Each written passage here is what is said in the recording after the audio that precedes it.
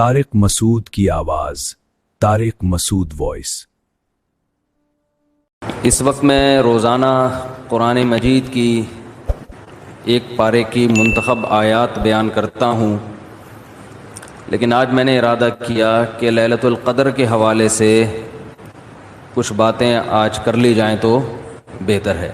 قرآن مجید میں اللہ تعالیٰ کا ارشاد ہے، انا انزلناہ فی لیلۃ القدر وما ادراک ما لیلۃ القدر، ہم نے اس قرآن کو لیلۃ القدر میں نازل کیا، تمہیں کیا پتہ کہ یہ کون سی رات ہے؟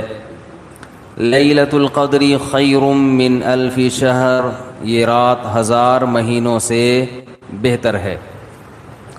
تنزل الملائکۃ والروح فیہا بإذن ربہم من کل امر، فرشتے اور جبریل اس رات میں رب کے حکم سے نازل ہوتے ہیں، من کل امر، ہر طرح کے احکامات لے کر۔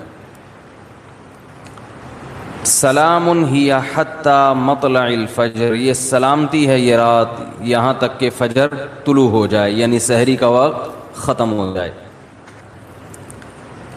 اس بارے میں ایک چیز تو لوگ بہت زیادہ جو پوچھتے ہیں کہ لیلۃ القدر تو ہر ملک میں الگ الگ ہوتی ہے، تو اس بارے میں خوب سمجھ لیں کہ جتنی عبادتیں شریعت نے ہمیں دی ہیں اور ان کے وقتوں کے جو فضائل بیان کیے ہیں وہ ہر ملک کے اسی حساب سے ہوں گے۔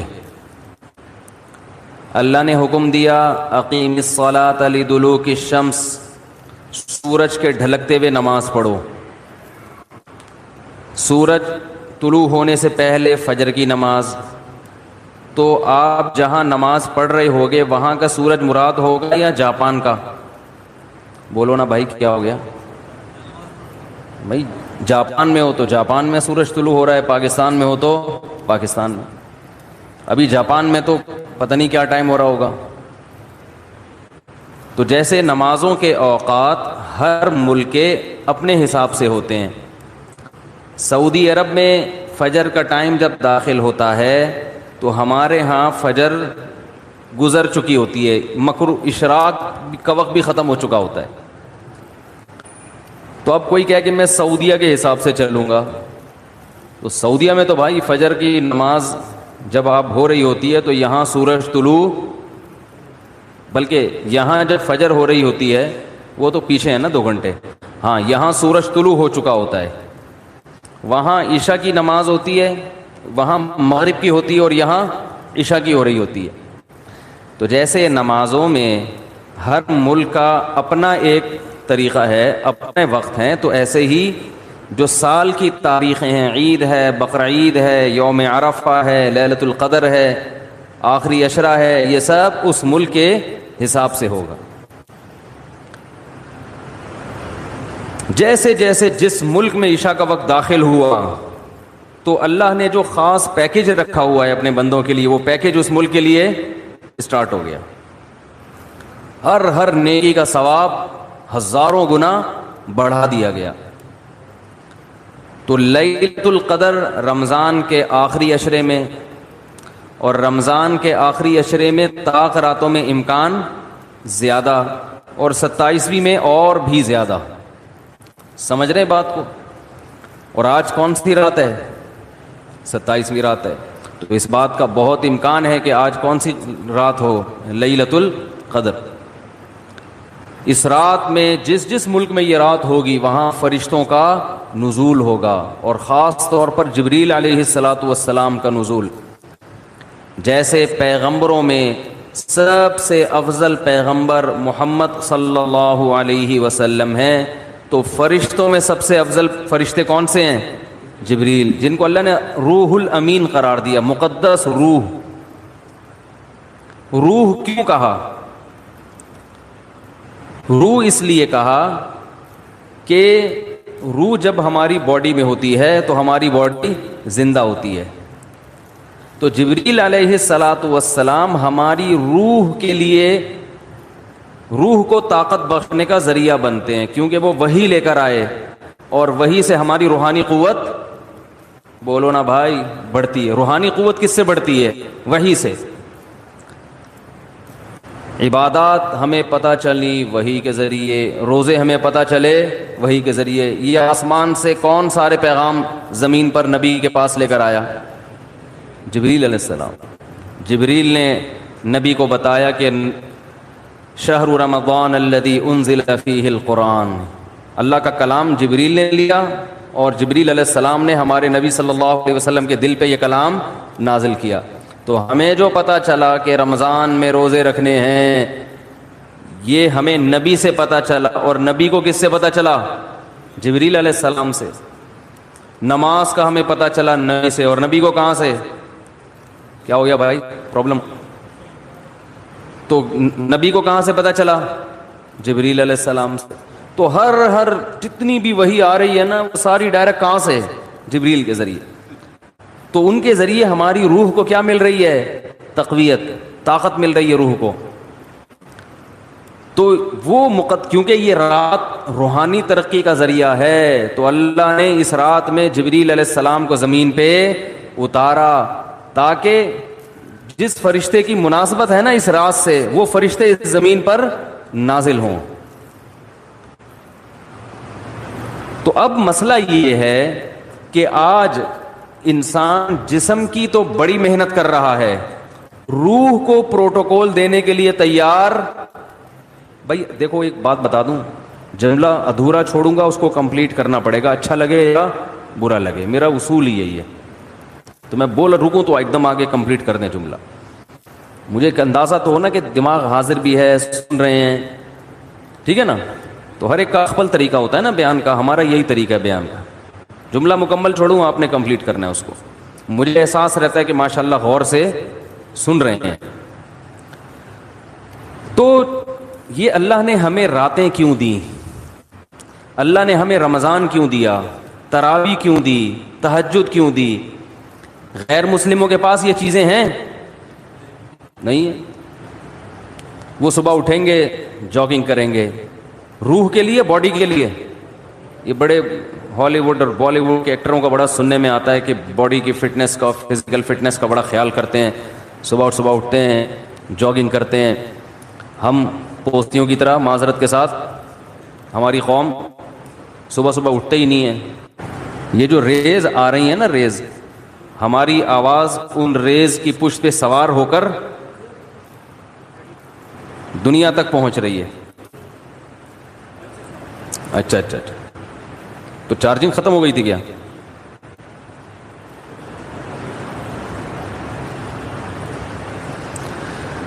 تو میں یہ عرض کر رہا تھا کہ فنکار, اداکار لوگ اپنی فٹنس کا بہت زیادہ خیال کرتے ہیں. آج کل ہر آدمی اگر کرتا ہے تو اپنی باڈی کی فٹنس کا تو خیال کرتا ہے.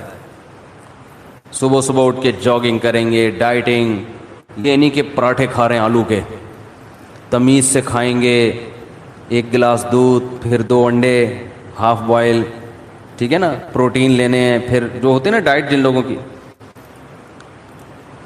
تو باڈی کی محنت تو آج کی جا رہی ہے, روح کو طاقت دینے کی کوشش نہیں کی جا رہی. حالانکہ انسان روح اور جسم دونوں کا مجموعہ ہے. بھائی ایک دفعہ اس کو لگا دیں, جو بار بار آپ اٹھ رہے بیٹھ رہے ہیں نا, میرا بڑا دماغ خراب ہو رہا ہے اس سے, یا تو اس کو بند کر دیں, کوئی ضروری نہیں ہے, ریکارڈ کر لیں ویسے ہی. اس سے جو ہے نا بہت زیادہ ڈسٹربنس ہوتی ہے. ہو گیا تو ٹھیک ہے, نہیں تو وہ دوسرا کیمرہ لا کے ریکارڈ کر دیں, اس کو بند کر دیں. تو کیا کہہ رہا تھا میں, سیٹنگ, اپنی سیٹنگ, اب ادھر سے سیٹ کریں اس کو, وہاں سے تو ہو گئی, اب ادھر سے بھی پانا لا کے نا میری اپنی سیٹنگ کو بھی سیٹ کریں. کیا کہہ رہا تھا میں؟ تو روح جو ہے نا, دیکھو انسان جو ہے نا, انسان کو جانوروں پر قیاس نہیں کیا جا سکتا. اچھا جانور کسے کہتے ہیں؟ جو صحت مند ہو. اچھی بکری تو دودھ زیادہ دیتی ہو, اچھی بھینس دودھ زیادہ دیتی ہو, اچھی گائے دودھ زیادہ دیتی ہو, اچھا بیل زیادہ ہل چلا لیتا ہو, ایسا ہی ہے نا. اچھا گدھا ویٹ زیادہ اٹھا لیتا ہو. تو اچھا انسان جو ویٹ زیادہ اٹھا لیتا ہو, تو اس میں اور گدھے میں کوئی فرق ہوا؟ پھر بھائی آج اچھا انسان اسے کتنے ہوئے, اتنا ویٹ اٹھایا, بھائی تو اٹھا سکتے ہو؟ کہہ رہا نہیں بھائی ہم تو نہیں اٹھا سکتے, بھائی آپ بہت اچھے، میں کیا ہوں، میں گندا ہو گیا، یہی مطلب ہوا نا.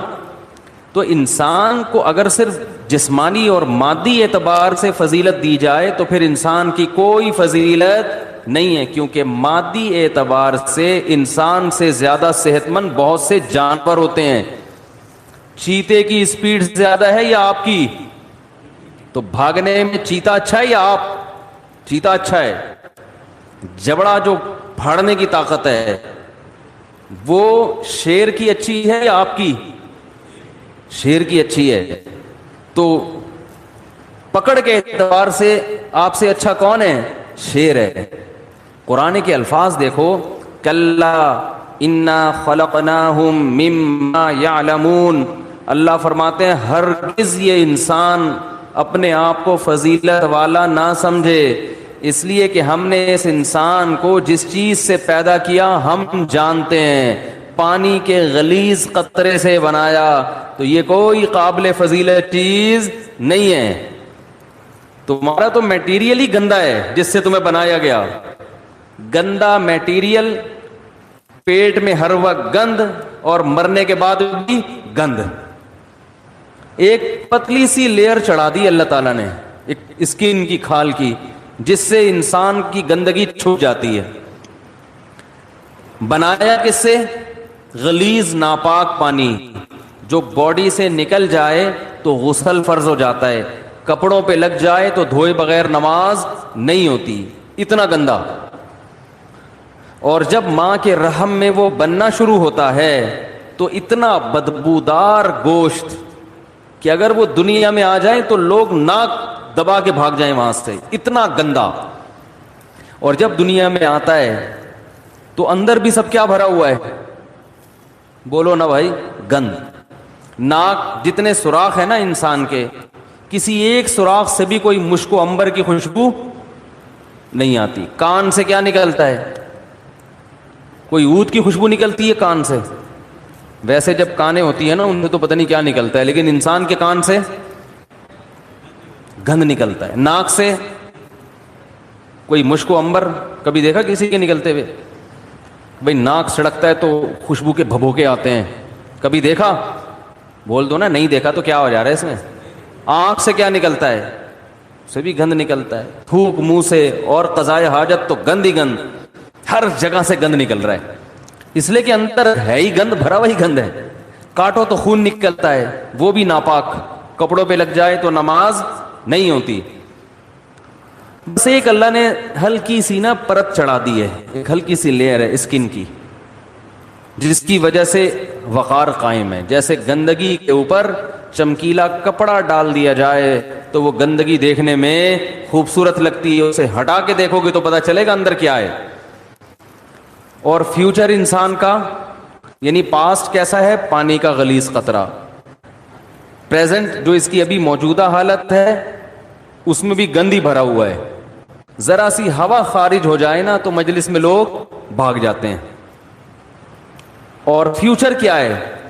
جیسے ہی سانس بند ہوگی فوراً لاش سڑنا اور گلنا شروع. یہ چودھری صاحب ہیں، یہ وڈیرے صاحب ہیں، یہ چیف ہیں، یہ جناب پرنسپل صاحب ہیں، یہ ہیڈ ماسٹر ہیں، جو بھی ہو بھائی آپ، جیسے ہی روح نکلی گند ڈھیر، میت جو ہے نا ایک دم سڑنا شروع ہو جاتی، آنکھیں ابلنا شروع ہو جائیں گی، ہاتھ خود بخود کرنا شروع. اتنی بدبو لاش کبھی دیکھی ہے؟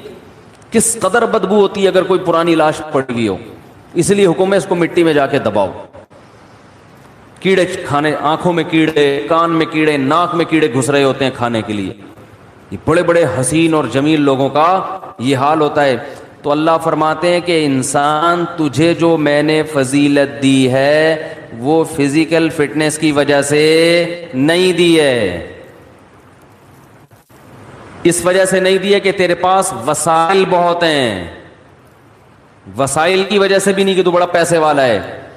انسان کو اللہ نے فضیلت دی ہے روحانی زندگی کی وجہ سے.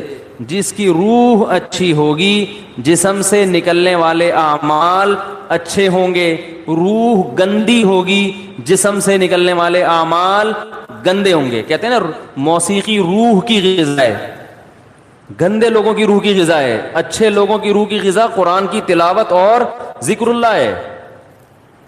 ہمارے حضرت جب ذکر کیا کرتے تھے نا عجیب کیفیت ہو جاتی تھی. ایک شعر پڑھا کرتے تھے, دم رکا سمجھو اگر دم بھر بھی یہ ساغر رکا, میرا دور زندگی ہے یہ جو دور جام ہے. کیا زبردست شعر ہے.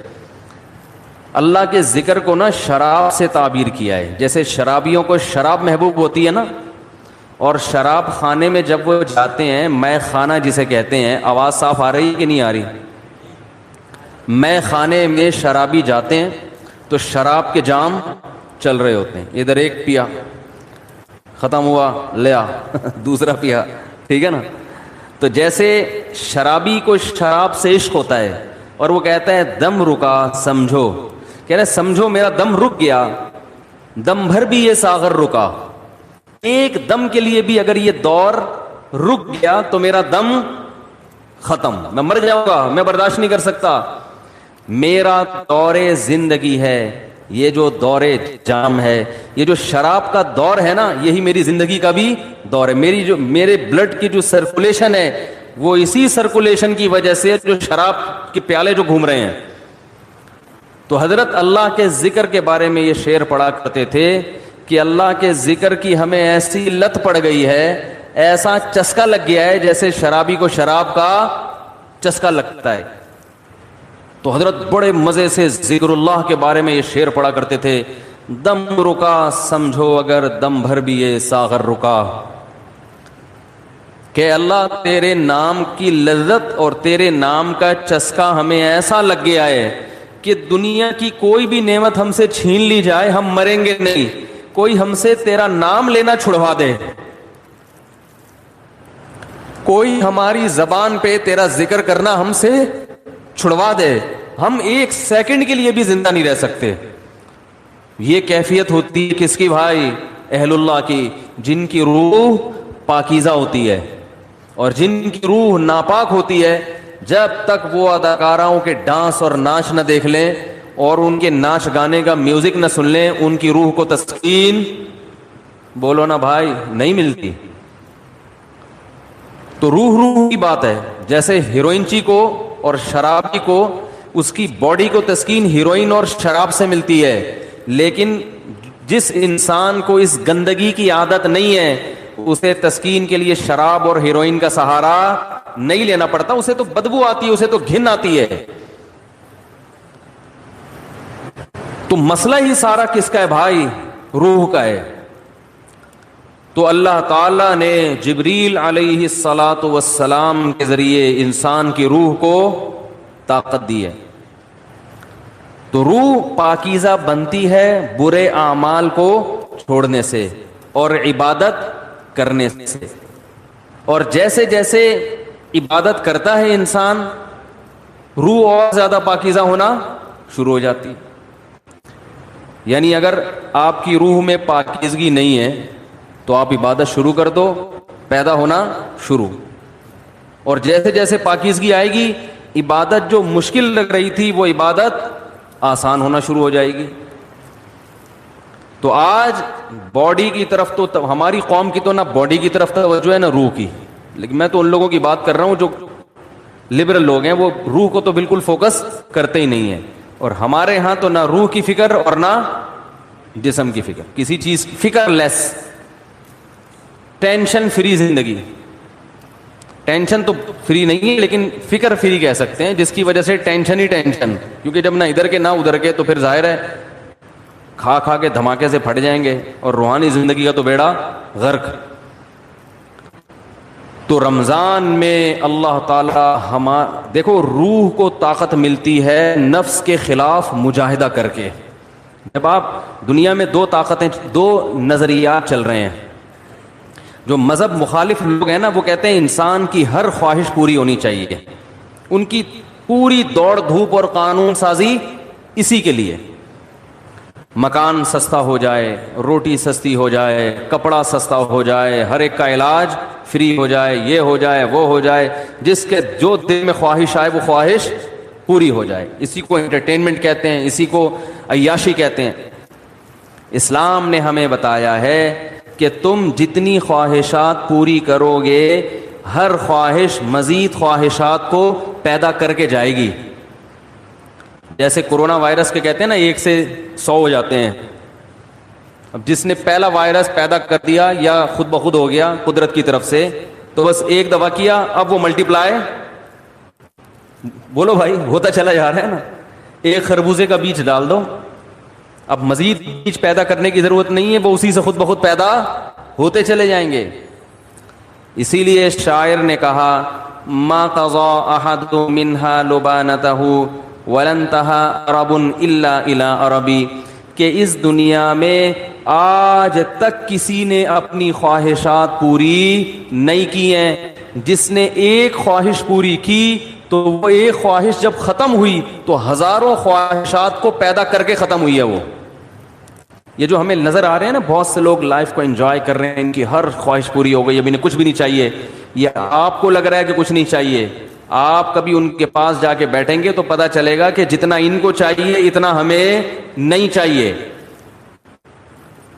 تو اسلام نے ہمیں کچھ ایسی کام بھی بتائے ہیں جس میں ہمیں اپنے نفس کے اگینسٹ چلنا پڑتا ہے. دل نہیں چاہتا مگر اس کی مخالفت کرنی پڑتی ہے. دل کی خواہشات کو جتنا کچلیں گے روح کو طاقت اتنی زیادہ ملے گی, اور روح کو تسکین ملتی ہے اس سے.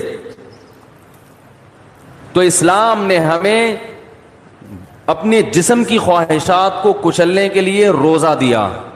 روزہ رکھو, صبح صادق سے لے کے غروب آفتاب. کیسا پھیکا پھیکا ہو جاتا ہے نا انسان روزے میں, مجھے تو آپ ابھی بھی پھیکے پھیکے سے ہی لگ رہے ہیں.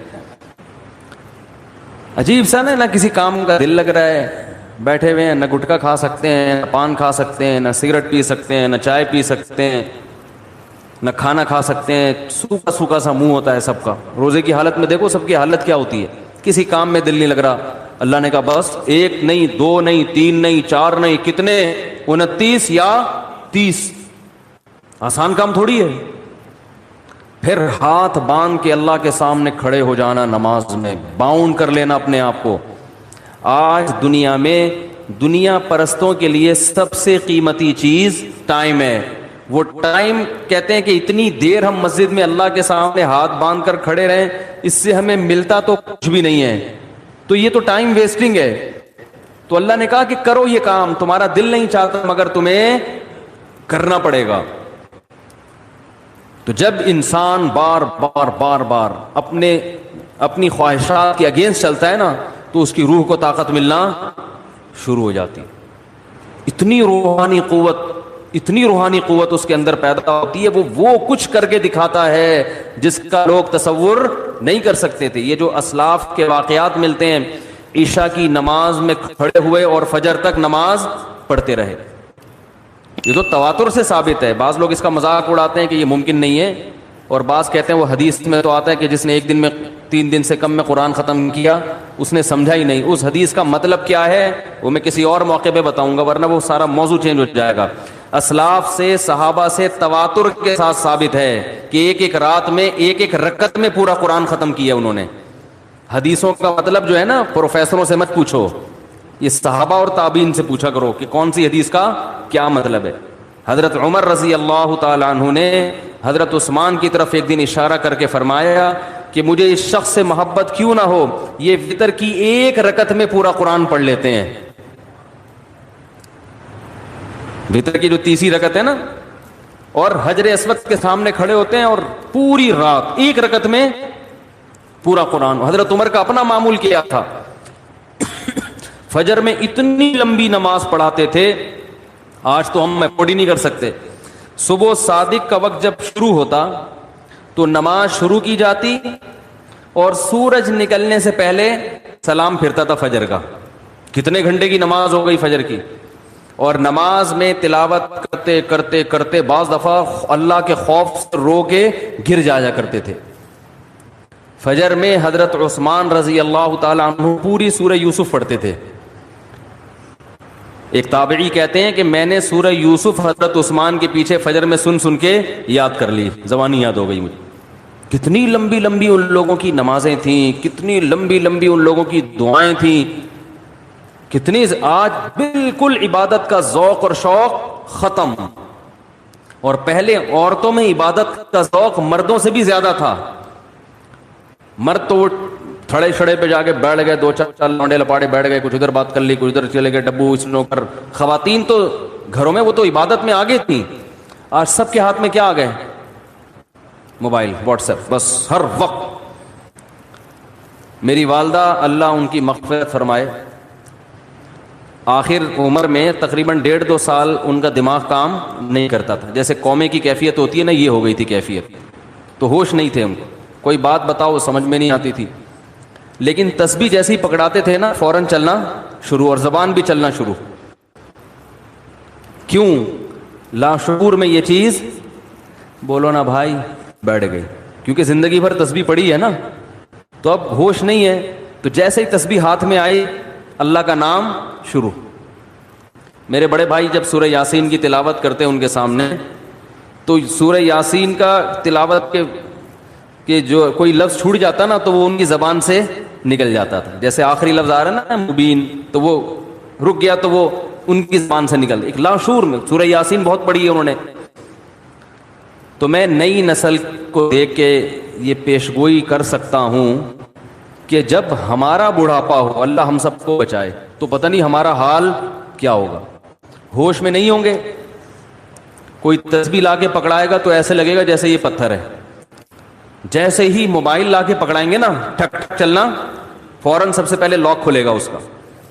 حقیقت بتا رہا ہوں میں, کیونکہ لاشعور میں یہ چیز بیٹھ گئی ہے. موبائل ہے, فیس بک, واٹس ایپ, یوٹیوب, ایک دم چلنا شروع, ٹھک ٹھک ٹھک, میسج بازیاں.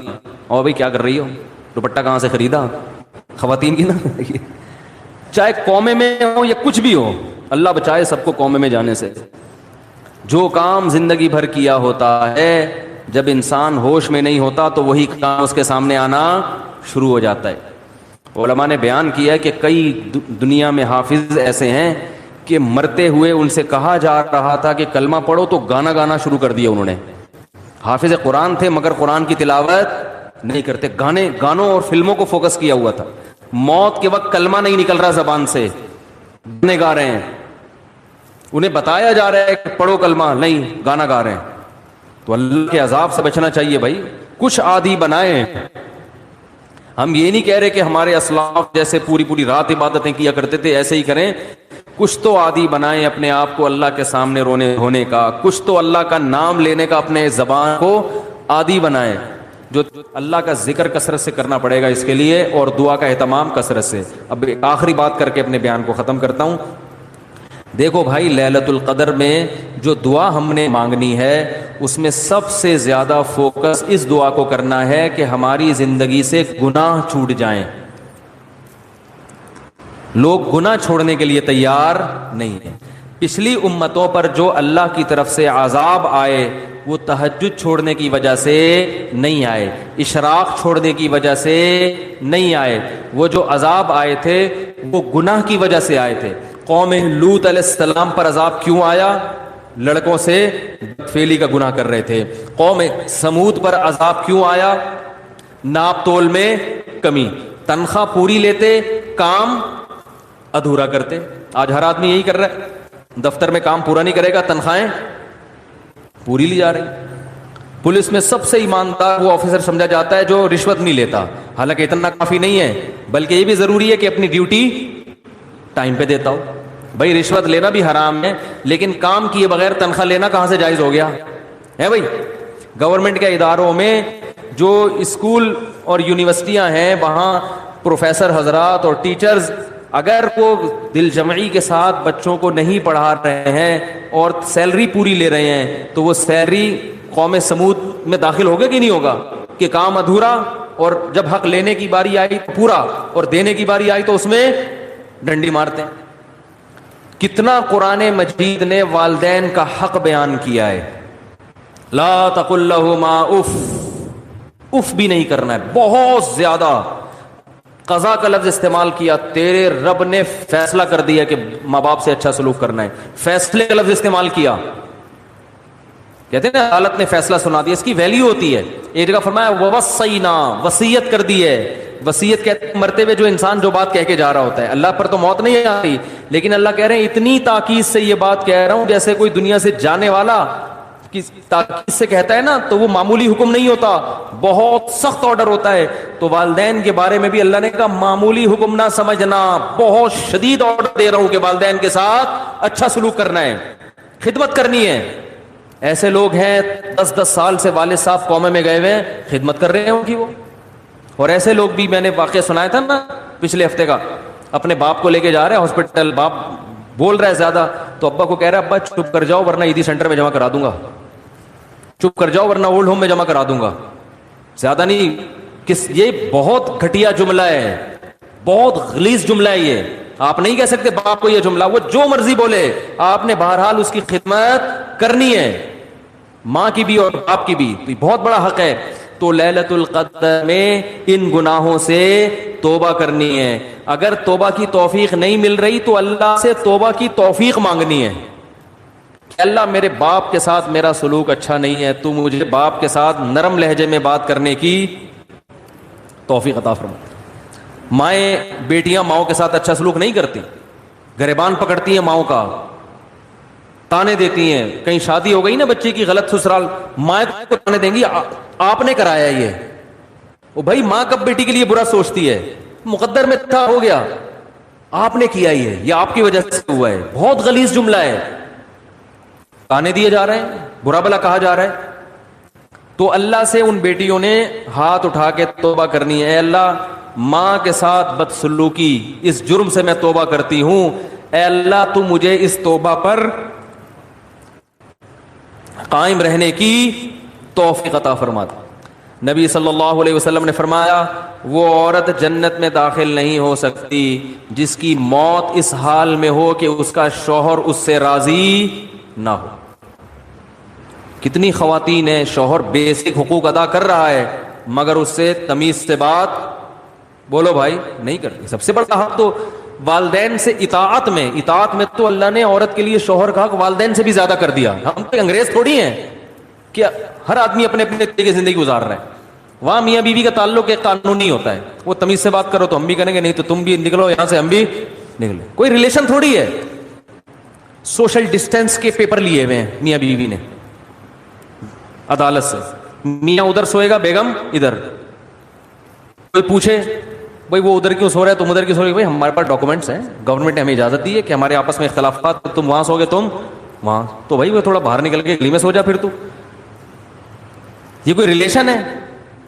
عجیب پاگلوں والی زندگی ہے. تو کتوں کو گلے لگا رہے ہیں, انسان سے دور. تو قربانی دینی پڑتی ہے رشتے نبھانے کے لیے. تو شوہر کا بہت بڑا حق ہے کس پر؟ بیوی پر. عورت کو وفا کرنی اپنے شوہر کے ساتھ. وہ اگر گھر میں نہیں ہے, سفر پہ گیا ہے, تو خیانت نہیں کرنی ہے.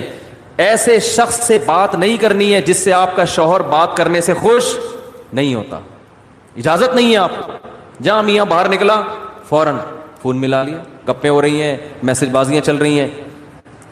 اور مرد کو حکم ہے کہ وہ عورت کمزور اللہ نے پیدا کی تو اس کی کمزوری سے ناجائز فائدہ بولو بھائی نہ اٹھائے. آپ صلی اللہ علیہ وسلم نے حجۃ الوداع کے موقع پر جو خطبہ دیا نا, وہ آخری خطبہ, اس میں صحابہ کہتے ہیں ہم سمجھ رہے تھے کہ اب نبی دنیا سے جا رہے ہیں, تو آپ نے خطبہ دیا کہ اللہ نے ان عورتوں کو تمہارے ماتحت رکھا ہے, اس لیے نہیں کہ تم ظلم کرنا شروع کر دو, ان پر تمہاری اتنی اطاعت واجب ہے کہ تمہاری مرضی کے بغیر گھر سے نہ نکلیں, تمہاری مرضی کے بغیر کسی کو گھر میں داخل نہ ہونے دیں, اور تمہارے مال میں خیانت نہ کریں. فرمائے اس کے بعد تمہارے حقوق ہیں ان کے اوپر, تم پر حقوق ہیں ان کے. وہ کیا ہے کہ جو خود کھاؤ وہ ان کو کھلاؤ, جیسا خود پہنو ویسا ان کو پہناؤ. بعض عورتوں کی شکایت آتی ہے میاں گھر میں آتا ہے جیسے چنگیز خان یا ہلاکو خان گھر میں داخل ہوا ہے, تمیز سے نہ سلام نہ بات چیت, ہر وقت ناک پہ. دوستوں میں بیٹھے گا ہاں ہاں ہو بڑا اچھا, جیسے کسی دوست کو لا کے بٹھا دو نا ایک دم موڈ چین, اور ہاں ہاں بڑی گپ شپ. گھر میں جیسے ہی آئے گا جیسے کچھ چنگیز خان گھر میں داخل ہو رہا ہے. تو آپ صلی اللہ علیہ وسلم جب گھر میں آتے, امی عائشہ فرماتی ہیں مسکراتے ہوئے چہرے کے ساتھ مسکراتے ہوئے داخل ہوتے تھے. تو بھائی ان جرائم سے کیا کرنی ہے؟ توبہ. اگر رشتہ داروں میں آپس میں کوئی بھائی بہنوں میں ناراضی چل رہی ہے تو آپ صلی اللہ علیہ وسلم نے فرمایا رشتہ داری توڑنے والا جنت میں بولو نا بھائی نہیں جائے گا.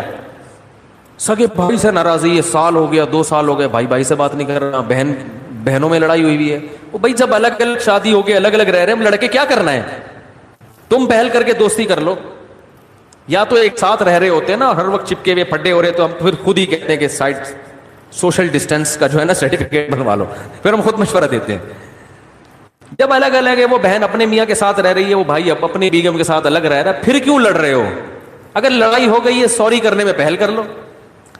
بھائی اس کی غلطی نہیں بھی آپ کی ہے تو آپ معافی مانگ لو گے تو ثواب ہی ملے گا نا. لوگ کہتے میں نیچے میں چھوٹا ہو جاؤں گا, تو نبی نے فرمایا من تواضع للہ رفعہ اللہ, جو اللہ کے لیے جھکتا ہے اللہ اسے اٹھا لیتے ہیں, بلند کر دیتے ہیں. تو رشتہ داری جوڑنے کے لیے اپنے خونی رشتوں کو ہدیہ دینا سیکھو. خونی رشتے, پیسے, سمجھ رہے ہو, دعوتوں سے دوستی نہیں ہوتی. لوگ کیا کرتے ہیں, آج بہن کو عید پہ ہم نے دعوت بلا لی, بہت اچھی بات ہے, بلائیں بہنوں کو, اصل چیز ہے کیش. یہ دینا چھوڑ دیا کیونکہ اس سے جان نکلتی ہے. پیسے نہیں دیے جاتے آج.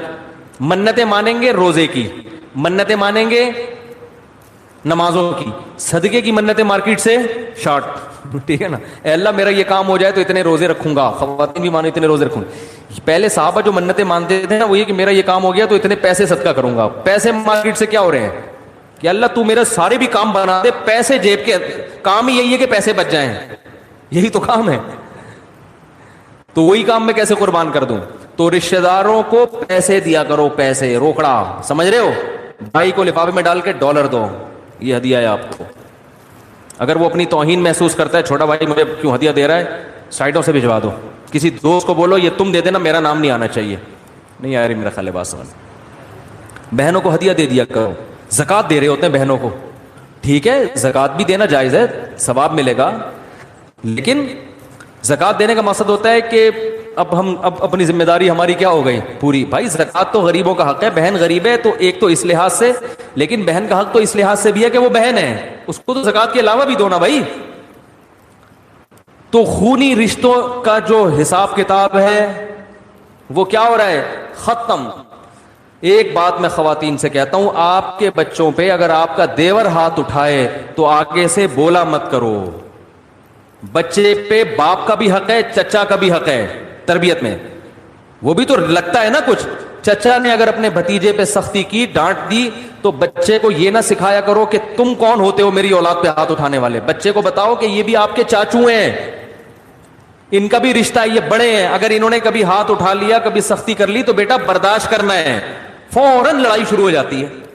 دیور نے ہاتھ اٹھا کے مارا تو اپنے میاں کو بتاتی ہیں بھائی کہ آپ تو چلو باپ ہو, یہ کون ہوتا ہے ہمارے معاملات میں دخل اندازی کرنے والا. وہ پھر کبھی بھی دخل اندازی نہیں کرے گا, کہے گا جاؤ تمہارے بچے تم سنبھالو. پھر وہ جب بھتیجی بڑی ہوگی, اس کی شادی بھی گئی, فکر ہوگی بھائی تمہاری ٹینشن ہے, ہماری ٹینشن, ارے بول لو نا یار, نہیں ہے ہماری ٹینشن نہیں. پھر جب وہ بیٹا بڑا ہوگا, اس کو روزگار کی ضرورت ہوگی, چاچو بولے گا تمہاری ٹینشن ہے میری ٹینشن نہیں ہے, میں کیوں تعاون کروں بزنس میں, میں کیوں جاب دلواؤں, میرے تعلقات ہیں میں کیوں دلواؤں, میرا کیا ہے, ہاتھ تو اٹھانے دیا نہیں. اس وقت غیر تھا, اب اپنا کیسے بناؤں. ہم تو بھائی اپنے باپ سے بھی پٹے ہیں الحمدللہ, ابا سے تو بہت ہی پٹے ہیں, تمیز سے, طبیعت سے, اماں سے بھی پٹے ہیں, بھائیوں سے بھی پٹے ہیں. اور ہمارے بچے ہیں, ہمارے بھائی ان کو ڈانٹ دیں, ہم نے تو کبھی نہیں کہا کہ بھئی کیوں. ہم تو کہتے ہیں آؤ کبھی ڈانٹو کبھی پیٹو اپنے بھائیوں کو. ہمارا ابھی بھی بیان سننے میں تو بھائی کبھی کٹ لگائیں یار بچوں کی, ہمیں بھی اچھا لگے گا, بچوں کو احساس ہوگا بھائی یہ بھی کچھ لگتے ہیں.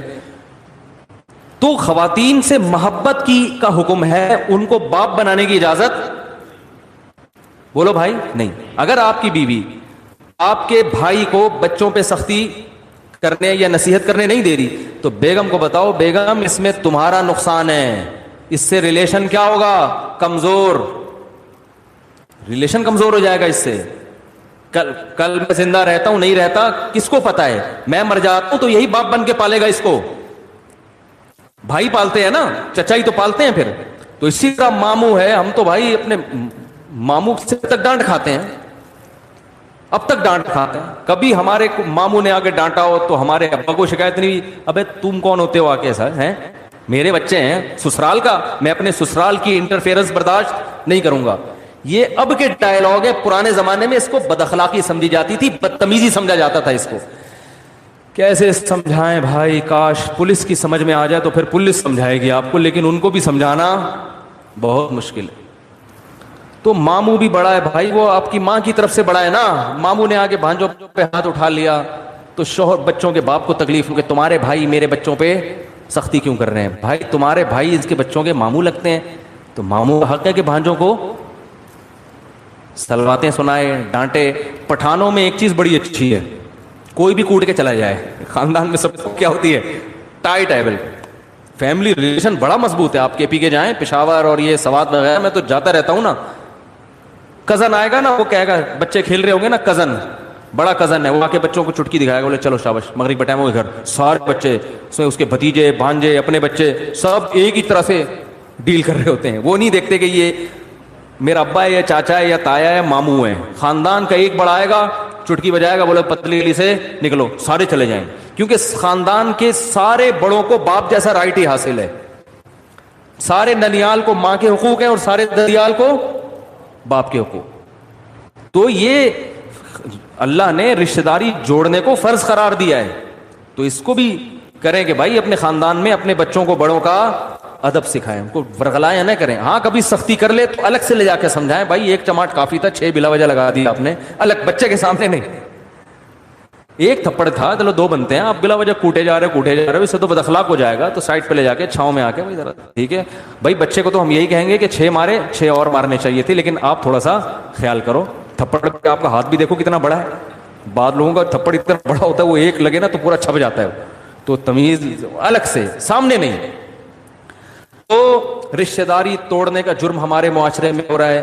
بینکوں میں سود لینے کا جرم ہو رہا ہے, سودی بینکوں میں سودی ملازمت کا جرم ہو رہا ہے, رشوت لینے کا جرم ہو رہا ہے, لڑکوں سے بدفعلی, لڑکیوں سے حرام دوستیاں, زنا, یہ سارے ہمارے معاشرے کے جرائم ہیں. یا تو بھائی انگریز بن جاؤ, انگریز کے ہاں کوئی لیلۃ القدر نہیں ہوتی, نہ کوئی توبہ طائب, کچھ بھی نہیں ہوتا. ان کے یہاں لائف کو انجوائے کرو, انٹرٹین کرو, مزے اڑاؤ اور پتلی گلی سے نکل لو. ٹھیک ہے نا. تو اگر یہ نظریہ ہے تو جتنی ٹینشن مذہب کی لی ہوئی ہے اتنی ٹینشن لینے کی بھی ضرورت نہیں ہے. پھر تو نہ رمضان, نہ شوال, نہ تراویح, نہ عید. پھر کیا عید چاند 29 کا ہوتا ہے, 30 کا ہوتا ہے, پھر کیا کرنا ہے جب روزانہ عید ہے نا. پھر تو کل سے ہی پراٹھے کھانا شروع کر دو دن میں. آج 27ویں رات ہے, کل 27واں روزہ ہے, کل صبح اٹھ کے کھاؤ طبیعت سے پھوڑو. انگریز تو سارے انگریز صبح اٹھ کے روزہ رکھیں گے کل, ہیں پھوڑیں گے, برگر کھائیں گے, پیزا کھائیں گے. ان کو تھوڑی اس سے ٹینشن ہے رمضان کیا ہے, شوال کیا ہے, حج کیا ہے, حج ہوگا کہ نہیں ہوگا. لوگ پوچھ رہے ہیں نا, گورے نے کبھی پوچھا حج ہو رہا ہے کہ نہیں ہو رہا, کہتے بھائی تمہاری ہڈی کے ہمارا نہیں ہے. تو یا تو مکمل گورے بن جاؤ, اور اگر مکمل گورے نہیں بن سکتے تو بھائی اگر آخرت پر ایمان ہے تو پھر بڑے بڑے جرائم. انٹرنیٹ پر بیہودہ فلمیں دیکھی جا رہی ہیں. کچھ چیزیں ایسی ہیں, بس یہ آخری بات کر کے بیان ختم کرتا ہوں, کچھ چیزیں ایسی ہیں جن کی باڈی کو لت پڑ جاتی ہے, تو ان میں صرف توبہ کافی نہیں ہوتی, کسی سے کاؤنسلنگ کی ضرورت ہوتی ہے. جیسے چرس کی عادت پڑ گئی یا ہیروئن کی عادت پڑ گئی, کسی ہیروئن جی نے ہمارا بیان سنا اور توبہ کر لی جا کے, آئندہ ہیروئن نہیں پیوں گا, تو کیا خیال ہے نہیں پیے گا آئندہ؟ وہ تو ابھی پی کے آیا تھا نا, اس لیے توبہ کر لی, ابھی تو ٹھنڈا ہوا ہے. جب ہیروئن کی طلب پیدا ہوگی تو جسم مچلے گا, چاہیے چاہیے. مفتی صاحب بیان کر رہے تھے, قرآن میں آتا ہے حرام, حدیث میں حرام, جہنم کی آگ, چولہے پہ جائے گا, آگ دیکھے گا, بڑی خطرناک ہے بھائی. لیکن جو آگ اندر جل رہی ہے تو یہ باڈی کی ریکوائرمنٹ ہوتی ہے. تو ایسے ہیروئن چی کو کہا جائے گا بھائی ہیروئن سے توبہ بھی کرنی ہے اور فوراً قریبی ڈاکٹر سے رجوع بھی کرنا ہے کہ وہ ہیروئن کے علاوہ کوئی ایسا ٹیکا فی الحال لگا دے, چرس پہ لے آئے. ٹھیک ہے, چرس تھوڑی سی خالص چرس پہ لا دے آپ, وہ آہستہ آہستہ آہستہ آہستہ کیا کرے گا, چھڑوائے گا. تو جن لوگوں کو انٹرنیٹ پر فحش فلموں کی عادت پڑ جاتی ہے, یہ عادت باڈی کی ریکوائرمنٹ ہوتی ہے. پھر وہ توبہ کر بھی لیتے ہیں نا تو تھوڑے دنوں میں پھر خیالات, پھر ایک جسم جو ہے نا تڑپنا شروع ہوتا ہے. تو ایسے موقع پہ کسی اللہ والے سے اصلاحی تعلق بھی ضروری. اور میں ایسے نوجوانوں کو کہتا ہوں کسی ماہر نفسیات سے بھی رابطہ کرو جو خود یہ فلمیں نہ دیکھتا ہو, کیونکہ بعض ڈاکٹر خود ہی یہ کام کر رہے ہوتے ہیں, ان کو یہ برائی سمجھتے ہی نہیں ہے اس کو, کہنے کیا ہے نفسیات انٹرٹین تھوڑا سا, وہ ان کے اپنے انگلش ہوتی ہے ان کی. بعض ڈاکٹر الٹا لوگوں کو الٹے کاموں پہ لگا رہے ہوتے ہیں, کہہ رہے ہیں یار اتنا بھی اسٹریس جو ہے نا لائف میں صحیح نہیں ہے, اسٹریس کو ختم کرنے کے لیے, حالانکہ اس سے اسٹریس ختم نہیں ہوتی, اسٹریس بڑھتی ہے. جیسے کوئی کہے اسٹریس ختم کرنے کے لیے ہیروئن پی لو, پینے کے بعد تو ایسی اسٹریس ختم ہوگی کہ آپ کو لگے گا دنیا میں مجھ سے زیادہ خوش کوئی ہے نہیں, لیکن اسٹریس اس سے بڑھتی ہے, پھر اور مانگے گا اور پھر اسٹریس سے ہی مر جائے گا وہ جا کے. تو ایسے ہی یہ جو فحش چیزیں دیکھی جاتی ہیں یہ اسٹریس کو وقتی طور پہ ختم کرتی ہیں, حقیقت میں اسٹریس کو بڑھاتی ہیں. ایسا آدمی خوش نہیں رہ سکتا. تو کسی کو زنا کی عادت پڑ گئی اور کسی اور طرح سے اپنی خواہش پوری کرنے کی عادت پڑ گئی, انٹرنیٹ پر فحش فلمیں دیکھنے کی عادت پڑ گئی, تو توبہ بھی کرنی ہے اور ساتھ ساتھ علاج کے لیے جسمانی اور روحانی دونوں معالج سے رابطہ بھی کرنا. جسمانی معالج تو ماہر نفسیات ہیں, بہت سے ماہر نفسیات کو اللہ نے بڑی مہارت دی ہوتی ہے, ان سے رابطہ کریں. ملک میں بہت ہیں, کراچی میں بہت ہیں, ان کے پاس جائیں, بولیں بھائی اگر وہ کہنا کوئی فرق نہیں پڑتا, بولو بھائی فرق پڑتا ہے, مجھے یہ بیماری چھڑواؤ, ٹھیک ہے نا, مجھے یہ عادت چھڑوانی ہے, میں آپ کو فیس اسی چیز کی دوں گا, جس دن آپ نے چھڑوا دیا اتنے پیسے آپ کو, لیکن وہ ایڈوانس میں لے لیتے ہیں فیس, تو کچھ خرچ کرو نا اللہ کے لیے. تو ماہر نفسیات کے پاس بھی جائیں اور اللہ والوں سے اصلاحی تعلق بھی قائم کریں. کسی بزرگ سے بیعت ہو ان کو بتائیں. تو آپ کو ایک نسخہ میں ویسے ہی بتا دیتا ہوں کہ کوئی بزرگ نہیں مل رہے, بزرگ بھی مارکیٹ سے شارٹ چل رہے ہیں آج کل, لوگ کہتے ہیں, حالانکہ ہول سیل کے حساب سے بزرگ موجود ہیں, لیکن کسی بزرگ سے مناسبت ہونے میں ٹائم لگتا ہے. پھر بزرگوں کے پاس رش اتنا ہے کہ وہ نمبر ہی نہیں آتا لوگوں کا کہ وہ آپ کو ٹائم دیں. تو اس میں پھر یہ ہے کہ اگر آپ کے ساتھ کوئی ایسا مسئلہ ہے تو بھائی کچھ علاج میں بتا دیتا ہوں. سب سے پہلا, تبلیغ میں 4 مہینے کے لیے نکل جاؤ. ایسی کی 4 مہینے تو کچھ دیکھنے کو نہیں ملے گا, اس سے نہ دیکھو جیسے گناہ کرنے کی عادت پڑتی ہے کر کے, تو چھوٹنے کی عادت پڑتی ہے چھوڑ کے. کچھ دن دل مچلے گا, جب ایک طویل عرصے تک نہیں دیکھو گے تو پھر دیکھنے کی عادت ختم. کچھ دن تو مچلے گا دل, 4 مہینے کے بعد دل کرے گا بھاگوں یہاں سے میں. لیکن تبلیغ میں ایک ماحول ملتا ہے, بہت دن تک گناہ سے دور رہیں گے تو انشاءاللہ عادت چھوٹ جائے گی. واپس آئے, پھر شیطان نے ورغلا کے گناہ کروا دیا, دوبارہ نکل لو. ایسی کی بولو نا, ایسی کی تیسی اس لیے کہہ رہا ہوں کہ پھر کاروبار دکان کا ہر بھاڑ میں جائے کاروبار. پہلے انسان کا بچہ تو بنے آدمی, وہ تھوڑا نقصان کر لو کچھ نہیں ہوتا. پڑھائی اگلے سال ہوئی, کورونا کی وجہ سے اگلے سال ویسے ہی ہو رہی ہے نا, تو ایک اپنی اصلاح کی وجہ سے ہو جائے گی. تھوڑی قربانی دو گے تو بھائی دین آئے گا. تو تبلیغ میں بہت فائدہ ہوتا ہے. ایک کام سمجھ میں آ گیا, یہ ان لوگوں کے لیے جن کو اصلاحی تعلق فی الحال میسر نہ ہو, ورنہ تو اصل تو یہ کسی شیخ سے بزرگ سے بیعت ہو جاؤ. دوسرا کام یہ کرنا ہے کہ اپنے آپ کو بے لگام نہیں چھوڑنا ہے. آپ نے انٹرنیٹ پر بیہودہ فلمیں, فحش فلمیں دیکھنے سے توبہ کر لی اور کوئی برائی سے توبہ کر لی, توبہ تو لازمی کرو, صحیح ہے نا, پکی ڈھکی توبہ. لیکن ایک ارادہ کرنا ہے کہ آئندہ مجھ سے اگر شیطان نے گناہ کروایا تو یہ گناہ فری میں نہیں پڑے گا. اپنے آپ کو بولو اس کی تمہیں قیمت, بولتے کیوں نہیں, دینی پڑے گی. اور قیمت اپنے جسم کو نقصان پہنچا کے بھی اور اپنے آپ کو مالی نقصان بھی پہنچانا. سمجھ میں نہیں آ رہی بات؟ پینلٹی لگے گی بھائی, جرمانہ ہوگا. اب وہ ہر آدمی اپنی تنخواہ کے حساب سے, آپ کی تنخواہ 1 لاکھ ہے, 10,000 20,000, اور خرچے بھی دیکھو نا, پتہ چلا جرمانہ اتنا دے دیا کہ کھانے کے لیے گھر میں روٹی ہے نہیں, فلمیں ہی دیکھ رہے سارا دن بیٹھ کے, اب کوئی کرنے دھرنے کا کام ہے ہی نہیں. اتنا زیادہ جرمانہ نہ ہو کہ بچے متاثر ہوں, ان کی فیسیں ہی نہیں جا رہی, یا کوئی چھڑے چھاٹوں میں, یہ کنواروں میں زیادہ ان کے تو فیسوں کے مسئلے نہیں ہوتے, یہ زیادہ بیماری چھڑے چھاٹوں میں ہوتی ہے. اور جس چھڑے چھاٹ نے بیماری چھوڑی نہیں نا, کم وقت شادی کے بعد چھوڑتا نہیں ہے, پھر وہ دنیا چھوڑ دے گا, یہ بیوی چھوڑ دے گا, یہ بیماری نہیں چھوڑتا وہ.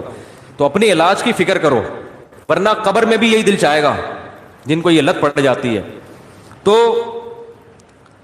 کیا کرنا ہے, اپنے آپ کو سزا دینی ہے, مالی بھی اور جسمانی بھی. جسمانی سزا, روزہ رکھ لے انسان, بھوکا پیاسا رکھے, صحیح ہے, یا روزہ نہیں رکھ سکتا, بھائی اگر مجھ سے یہ گناہ ہوا تو میں 24 گھنٹے کے اندر اندر 50 رکعتیں یا 100 رکعتیں نوافل کے پڑھوں گا. وہ اتنے زیادہ بھی سزا نہ ہو کہ پڑھنا ہی مشکل ہو جائے, اتنی ہلکی بھی نہ ہو کہ سزا کا عنصر اس میں سے ختم ہو جائے. تو اصلاحی تعلق میں فائدہ ہوتا ہے کہ ہر بزرگ ہر ایک کے حالات دیکھ کر اس کے لیے خود سزا تجویز کرتے ہیں کہ آپ کی تنخواہ اتنی, آپ کم از کم اتنے پیسے صدقہ کرو. اب آپ نے اگر کہا کہ 5 روپے صدقہ کروں گا اگر مجھ سے گناہ ہوا, تو آپ کہو گے دیکھتے رہو شام کو 100 روپے دے دوں گا, کیا جا رہا ہے 100 روپے میں. اور آپ نے کہا 5 لاکھ صدقہ کروں گا, تو بس ایک ہی دفعہ ہوگا صدقہ, اس کے بعد دوبارہ گناہ تو ہوگا, صدقہ نہیں ہوگا. تو وہ اپنے حالات دیکھ کر نہ اتنا تگڑا جرمانہ ہو. بھائی لائف جا رہا ہے بیان, کتنے لوگ ہیں؟ چلو اچھی بات ہے, یہ کام کی باتیں ہیں نا, لوگوں سنے. 5000 روپے آپ نے اپنے اوپر متعین کر لیے کہ میں صدقہ کروں گا. ایک نارمل تنخواہ والے کے لیے یہ ٹھیک ہے. پھر یہ بھی دیکھنا ہے کہ یہ گناہ بار بار ہوگا تو بار بار صدقہ کرنا ہے. تو اتنی کیونکہ ایک دم سے نہیں چھوٹتی یہ چیزیں. حوصلے والے لوگ تو ہیں کہ چھوڑا تو بس چھوڑ دیا, لیکن ایسے حوصلے والے مارکیٹ میں شارٹ ہے نا. اصل تو حوصلہ یہ چھوڑ دیا تو چھوڑ دیا, ایسی تیسی مر جائیں گے نا, کوئی بات نہیں, مر جائیں. جگر مراد آبادی شراب سے توبہ کی تھی تو بیمار ہو گئے, مرنے لگے, تو ڈاکٹروں نے کہا, حکیموں نے کہا کہ تھوڑی سی پی لیں. انہوں نے کہا مر جائیں گے نا, تو کیا ہو گیا بھائی, جنت میں چلے جائیں گے. جب شراب سے توبہ جنت میں جانے کے لیے تو کی ہے, تو مر گئے تو اور کیا چاہیے. لیکن ایسا اسٹیمنا یہ جگر کا ہو سکتا ہے, جس کے جگر نہیں ہے ہر ایک کے پاس ایسا جگر ہوتا نہیں. تو اصل تو یہ ہے, نہیں چھوٹ رہا تو بھائی فری شیطان کو بے لگام نہ کر دو, سزا دو. جیسے ہی گناہ ہوگا 2 رکعت توبہ کے ساتھ گڑ گڑانا بھی ہے کہ اللہ ہو گیا اب نہیں کروں گا. صحیح ہے نا. شیطان کہے گا پہلے بھی تو یہی کہا تھا اب نہیں کروں گا, دوبارہ یہی کہہ رہا ہے اب نہیں کروں گا. تو شیطان کو بولے جب اللہ توبہ قبول کرنے کے لیے تیار ہے تو تیرے پیٹ میں مروڑ کیوں ہو رہا ہے. صحیح ہے نا. شیطان پتہ ہے توبہ چھڑوا دیتا ہے, کہہ رہا ہے تیرے سے تو بار بار یہی کہہ کے جاتا ہے پھر کر لیتا ہے, تو چھوڑ اب نہیں کر. تو شیطان سے بول کہ جب گناہ کرتے ہوئے شرم نہیں آ رہی تھی, حالانکہ توبہ کر کے گیا تھا نا, تو توبہ کرتے ہوئے شرم کیوں آئے بھائی. شرم تو گناہ کرتے ہوئے آنی چاہیے تھی کہ ابھی توبہ کر کے گیا ہوں پھر گناہ کر رہا ہوں.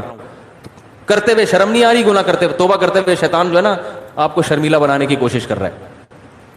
تو کیا کرنا ہے, گناہ ہو جائے تو فوراً سب سے پہلے تو 2 رکعت پڑھ کے اللہ سے معافی مانگ کے توبہ, اور فوراً اپنے اوپر جو آپ نے پہلے سے سوچا ہوا تھا, اس وقت نہیں سوچنا, پہلے سے سوچا ہوا تھا اگر یہ گناہ ہو گیا تو اتنے پیسے صدقہ کروں گا, یا نہیں اتنے پیسے بھی اور اتنے روزے بھی یا اتنی نمازیں. جسمانی سزا میں نماز یا روزہ, اور مالی سزا میں پیسے.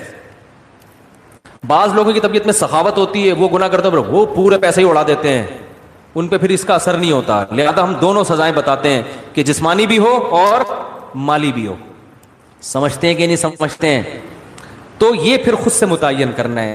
اس سے کیا ہوگا کہ چپت پڑنا جب شروع ہوگی, کہتے ہیں نا آئینہ بنتا ہے رگڑے لاکھ جب کھاتا ہے دل, کچھ نہ پوچھو دل بڑی مشکل سے بن پاتا ہے دل. دل کے جب رگڑے لگتے ہیں تو آہستہ آہستہ چمک پیدا ہونا شروع. تو گناہ کے بعد جب سزا ملے گی تو پھر اگلی دفعہ گناہ کرتے ہوئے خیال آئے گا کہ یار جیب سے پیسے نکلیں گے, سوچ لے تو سارے پیسے اسی میں اڑانے ہیں کیا.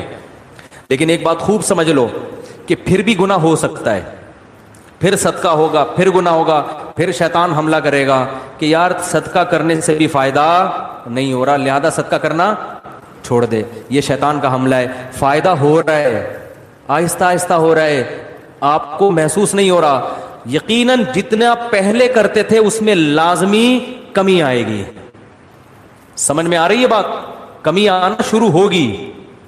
یہ ایسے ہی جیسے آپ کو کسی نے کہا کہ جم جاؤ, ویٹ اٹھاؤ تو طاقت آئے گی. اب آپ نے پہلے دن بٹن اٹھائے نا تنکے کے دونوں طرف. ہمارے ایک دوست تھے بہت ہی باریک سے, کہہ رہے تھے میں چاہتا ہوں موٹا ہو جاؤں. میں نے کہا جم جایا کرو, تو میرے سے وزن ہی نہیں اٹھتا. میں نے کہا لائٹ ویٹ اٹھا لو یار, 5-5 kg اٹھا لو. کہہ رہے نہیں 5-5 kg. میں نے کہا 2.5 kg اٹھا لو. وہ واقعی بہت باریک تھے, کہہ رہے وہ بھی نہیں اٹھتا. میں نے کہا ایک تنکا لو, ایک طرف بٹن لگاؤ, ادھر بھی بٹن لگاؤ, ادھر بھی بٹن, وہ اٹھاؤ, یہ تو اٹھ جائے گا نا. میں نے کہا خود یہ بٹن اٹھائے ہوئے کہ نہیں اٹھائے ہوئے؟ کہہ رہے یہ تو آپ مذاق کر رہے ہو. میں نے کہا آپ کون سا, آپ بھی تو مذاق ہی کر رہے ہو بھائی. کوئی تو ایک حد ایسی ہوگی جہاں ویٹ آپ سے اٹھے گا. تو یہ بٹن اٹھاؤ تنکے سے, پھر 2 بٹن لگا دو, پھر ویسٹ کوٹ کے بٹن بڑے والے لا کے لگا دو. ایک دن آئے گا انشاءاللہ بٹن کی جگہ لوہے کی پلیٹیں آ جائیں گی. تو یہ کیوں ہے؟ فائدہ ہوتا ہے, نظر نہیں. آہستہ آہستہ اسٹیمنا بڑھتا ہے. باڈی بلڈر پہلے دن اگر دیکھے گا کچھ بھی نہیں ہے، 1 سال کے بعد دیکھے گا بولے گا بھائی پہلے تو ایسے نہیں تھے، پہلے تو قمیض اتارتے تھے، ڈاکٹر کو ایکس رے کرنے کی ضرورت پڑتی نہیں تھی، یہیں سے نظر آ جاتا تھا پھیپھڑوں میں کتنا پانی آیا ہوا ہے، ٹھیک ہے نا. تو آہستہ آہستہ ہوتا ہے. تو اسی طرح یاد رکھو، جب پینلٹی لگاؤ گے اپنے اوپر، جرمانہ دو گے، توبہ بھی کرو گے، لگے گا تو یہ کہ کوئی فائدہ نہیں ہو رہا، لیکن آہستہ آہستہ فائدہ. بھائی 10-15 سال کی عادت ہے، 2-4 سال تو لگ سکتے ہیں نا چھوٹنے میں. تو ہمت نہیں ہارنی، ٹھنی اس سے ہے دشمنی عمر بھر کی، کبھی وہ دبا لے کبھی تو دبا لے. شیطان سے پھڈا ہمیشہ کا ہے، ابھی تک تو شیطان ہی دباتا رہا ہے. آج ہم بھی ٹرائی کرتے ہیں، دبانے کی کوشش کرتے ہیں نا، ایک دن آئے گا انشاءاللہ کچھ چل دو گے شیطان. تو مایوس نہیں ہونا ہے، چھوڑنے کی کوشش بولو نا بھائی کرنی. ایک تو آپ سب لوگ جتنے یہاں بیٹھے ہیں نا، یہ پکا عزم کریں ہم نے تراویح پورے مہینے پابندی سے پڑھنی. شروع میں رش ہوتا ہے، اس کے بعد آہستہ آہستہ پبلک مارکیٹ سے شارٹ ہونا شروع ہوتی. اللہ نے خود بتا دیا ایام معدودات، گنے چنے دن ہیں، کوئی پورے سال کی پابندی نہیں ہے. تھوڑے دن کچھ اللہ اللہ کر لو، شاید پورے سال اللہ اللہ کی توفیق مل جائے. ہمارے حضرت فرمایا کرتے تھے رمضان ہے ماہ محبت، اللہ کی محبت پیدا کرنے کا ایک ذریعہ ہے. اس مہینے کو آپ اہتمام سے گزاریں گے، شریعت کے مطابق گزاریں گے، آپ کے دل میں اللہ کی محبت کی چنگاری پیدا ہو جائے گی.